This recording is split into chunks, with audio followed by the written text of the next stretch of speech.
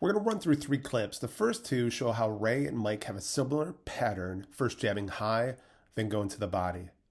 Then in the last clip, we're going to write out a pattern for anyone interested in creating a partner drill, and we'll make it a bit more interesting by adding on to the sequence.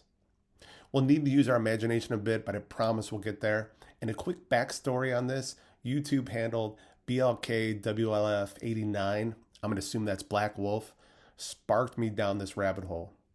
Alrighty, let's get into the weeds. First up, we have Ray. A couple things to note. Heads over his lead foot. He's going to push off this rear foot, lift his lead, and snap off his jab right here. Now, notice where he ends. Head is still over that lead foot. So he ended in the same position where he started.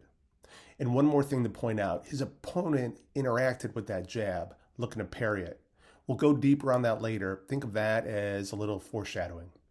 Okay, back to Ray. He'll repeat by pushing off his rear foot, lifting his lead, but this time he's going to snap off a jab to the body, putting him on the right side of his line and under any potential counter jab. Again, a little more foreshadowing. So let's go ahead and run that back. It's high, then low. Okay, let's see Mike do it. Heads over that lead foot. He's going to snap off his jab, and James is going to interact with a parry right here. Next, he's going to push off this rear foot, lift his lead, and snap off that jab to the body.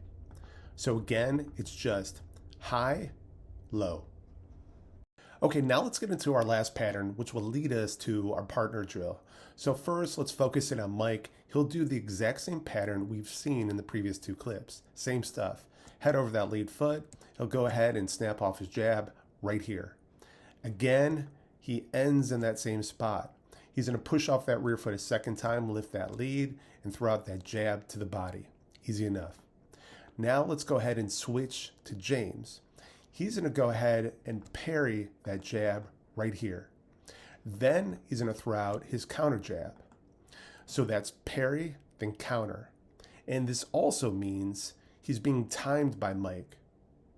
Before we go on, I should probably define being timed. Time just means punching when your opponent is also throwing a punch. So in this case, Mike is throwing the jab to the body, while James was throwing a jab to the head. Okay, now that we know this last pattern, let's see if we could extend the sequence and write it out for anybody interested in creating a partner drill to play with. So first, let's hone in on Mike. He's going to go ahead and throw out that jab. Then throw out the jab to the body.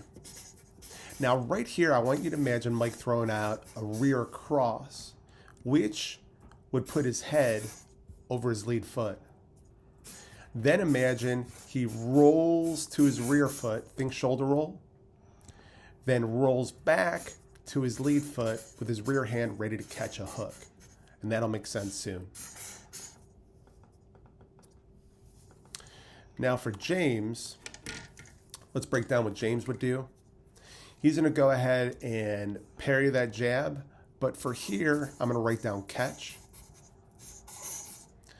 Then he throws out a counter jab. Now remember right here, Mike threw his rear cross, so James would have to drop to get under it. And then since Mike is stuck on that lead foot from throwing that rear cross, James would throw an uppercut, which Mike rolled. Then throw his lead hook, which Mike catches on his lead foot. Boy, I don't know if that clicked in or not. Let me know in the comments, and that's all I got.